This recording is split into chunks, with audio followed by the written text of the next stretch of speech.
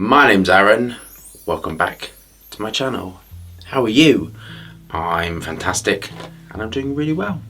Today I'm reviewing from the Perfumer set that I bought with my own money, Carlisle.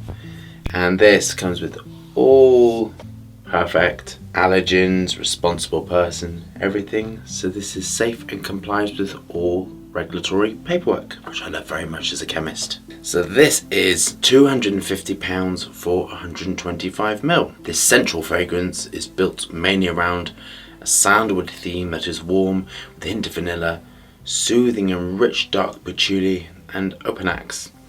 The blend distills its aura of oriental mystery through a delicate play on its accents of nutmeg, saffron and tonka bean.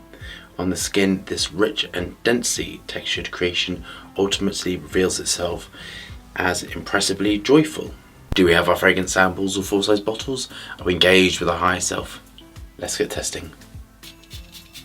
On the box, it didn't have any CI numbers with these colour index numbers, so the dark yellow colour indicates a high amount of naturals, which would give it this lovely warm ambery colour.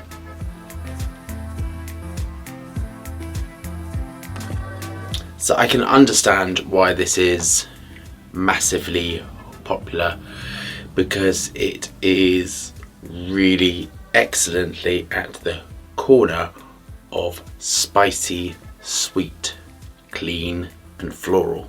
It's perfectly placed. Blackwood gives a slight smokiness to it, combined with vetiver gives a spiciness to it. And the nutmeg all intertwined is just excellent. Nutmeg and vanilla is just delicious. So this was really, everything in this was really well chosen.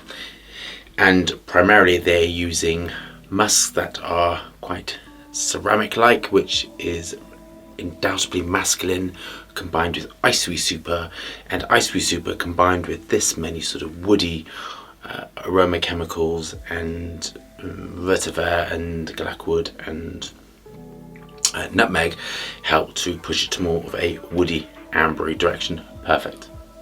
This has clean musks then underneath the ceramic musks, and I mean it is what it's saying what it is: vanilla, tonka bean, coumarin, and this has ethyl maltol whipping around the base to give sweetness, and that's so important when you're formulating with quite heavy dense raw materials that can go slightly bitter. Blackwood is actually it's thick and dark and resinous, has to be heated up, and it actually can be quite bittery and smoky, and you absolutely need to apply something to sweeten it to give that sweet nuance to the formulation. This has some beautiful cinnamon notes, so this I would sort of say is quite very gourmandy actually, so incredibly delicious. This is going to be monstrously long lasting, and it has that Perfumer DNA moving through it, morphing and changing because of the amount of naturals in this. Now, if you're going to deal with cypryl raw materials, which are incredibly dense and bitter, and that fragrance, which was that black ink one, that primarily had masses of it in and was incredibly unpalatable. But when you're dealing with vetiver and cypryl, this is how to do it, because it's detectable, because it adds the masculinity at the base, but it helps to not be too much. Onto my final thoughts. I can understand why this is immensely popular, and I would have thought it would have catapulted the brand massively into the spotlight, because it is excellent. It is, as I mentioned, it is perfectly sweet, perfectly woody, perfectly sort of masculine and vanilla-y, tonka bean.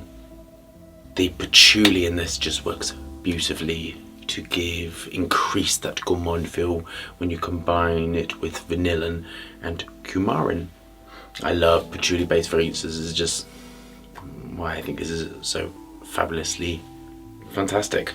One of the reasons why I think I really like this is because it's using a lot of ambers, and I use a lot of ambers in my work because they help to work with projecting the fragrance out massively. and combining with the nutmeg makes this massively projecting. So I'll go through my marks for you. Technically superb, absolutely worth the money because the amount of naturals are really high, and then combined with all of those expensive raw materials is just superb. Do I like it? I love it very much because I think it's just phenomenal actually. Personally, I preferred the Herod because it was sort of slightly more sweeter and woody, but because of the vetiver and the cyprul and the glackwood, it does have some sort of bitter nuances to it which are incredibly important. Slightly leathery nuances, I'd sort of say, in this. I just love it very much. The ethyl maltol whipping and moving through base combined with sort of peachy raw materials are just excellent. So how would I summarise this? I'd summarise it as undoubtedly masculine, incredibly dense and long lasting, expansive due to the ambers in this, sweet, perfectly placed, with the naturals moving through and elevating through the whole formulation. Of course this gets a 10 because it is phenomenal. I like it very much. I prefer the other one, but I think this is just superb, excellent, amazing perfumery, really worth the money. This is just going to be perfect on all skin types, but because I'm getting masses of elevation of the fragrance moving, this is going to be monstrous on most people. I'd say you're going to get 8 hours minimum out of this. Superb, excellent, just beautiful. So I hope you loved that review. Thumbs up and subscribe for more fascinating, interesting content. Lots of moving hands, lots of fragrance reviews. I hope you're staying safe and well, and I'll see you soon.